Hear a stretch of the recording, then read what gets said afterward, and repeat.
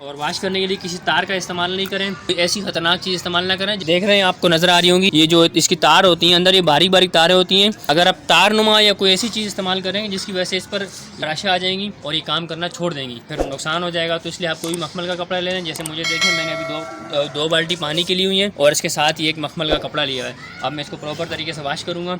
और मैं आपको ये भी बताऊँ साथ में, जब भी सोलर प्लेट्स लगाएं तो इतना ऊँचा इनका फ्रेम रखा करें कि हमारा हाथ बआसानी पहुँच सके और इनके दरमियान में इतना गैप दिया करें कि हम इसमें चल सके आसानी से, तो हम आसानी से इनको प्रॉपर तरीके से वॉश कर सकें या इनकी केयर कर सकें। मेरी हाइट थोड़ा कम है तो मैं इन तक नहीं पहुंच सकता, तो मैंने एक स्टूल ले लिया है। ये इस स्टूल की मदद से मैं इनको प्रॉपर तरीके से वॉश करूँगा।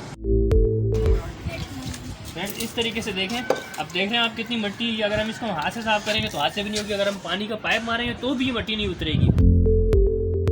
लेकिन थोड़ी सी मेहनत तो लगेगी हमारी और टाइम भी लगेगा, लेकिन ये देखना आप कितनी खूबसूरत हो जाएंगी।